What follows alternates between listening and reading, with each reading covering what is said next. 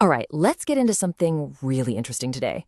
We're looking at a pretty curious case of political friendly fire inside India's Aam Aadmi Party, or AAP. It's a story about a rising star who says his own party is trying to shut him down. And the whole thing boils down to this one big question. What does it really mean to fight for the people? So here's the central question, the one that just doesn't seem to make sense, right? Why on earth would a political party try to silence one of its own rising stars? I mean, it goes against everything you'd expect in politics. And that's exactly the mystery we're going to dig into today. Okay, so who are we talking about here? The voice at the center of all this is Rajya Sabha MP Raghav Chadha. He's a pretty big deal in the Aam Aadmi Party, and he's the one who's come out and made this huge and very public claim against his own party's leadership. And you can really feel his frustration in his own words. He's basically asking, have I done something wrong? Have I committed a crime? It's a simple but really powerful question he's putting out there. He's framing his entire side of the story around this idea.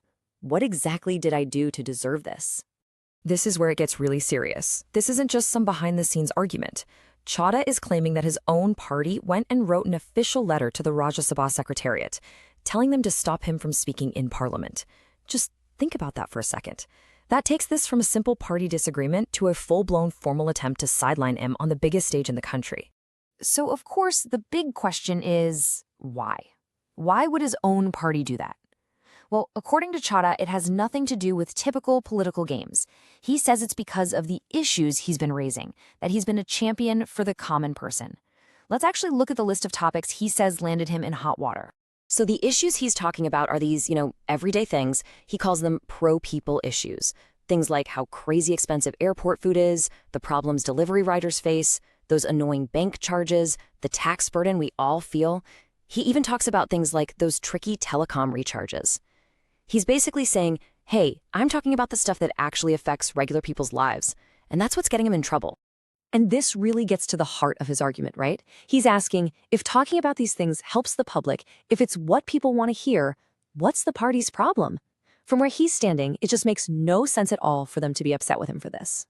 But again, this goes way beyond just a simple disagreement over topics. The whole thing hinges on this one very specific action he's alleging, a formal letter. A letter from his own party, supposedly sent with one goal in mind, to officially shut him up in Parliament. Yeah, let's just be super clear about what he's claiming here. He's saying the AAP told Parliament, in writing, to basically gag him. For a politician to say that about their own team, that's just an incredible accusation. It's almost unheard of. But he doesn't just leave it there, sounding defeated. No way. He ends with this really defiant statement, almost like a warning. He's making it crystal clear that even if they've quieted him for now, he is not going anywhere. It's poetic, for sure, but it's also a serious warning. A pretty powerful statement, right? But that's not the end of the story, not even close. Because just when you think you've got it all figured out, the whole thing gets flipped on its head. Another voice pipes up, and they're telling a very different story. And this counter-argument completely reframes the entire debate. The suggestion here isn't that Chadha is being punished for what he's saying, but for what he's not saying. It's about his silence on certain key issues. And man, is it a sharp accusation. The other side comes right out and asks him, point blank, why he seems so afraid of the BJP, why he's so hesitant to question Prime Minister Modi. See, the claim is that he's not being silenced. He's just being quiet. Quiet because, they allege, he's scared to take on the ruling party. So, what are these bigger issues they're talking about? Well, the argument is that while Chadha is busy with consumer complaints, he's completely ignoring what they see as the real emergencies facing the country. We're talking about huge things like threats to democracy, attacks on the Constitution, the misuse of institutions like the Election Commission, the really big foundational stuff that's shaping India's future. Okay, so now we've got two totally different stories. Is this whole thing about a politician taking a brave stand on everyday grassroots issues? Or is it about him making a calculated decision to stay silent on the much bigger, more dangerous controversies?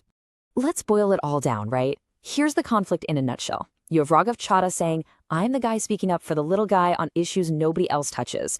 And then you have the counterclaim which says, no, you're just using those issues as an excuse to avoid the real fight because you're scared of the people in power. It's a classic battle of narratives.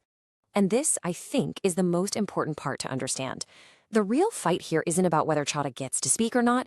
It's about what an opposition politician should be speaking about. What's their job, really? Is it to focus on all those daily problems people face, or is it to take on the government head-on the biggest ideological battles of the day?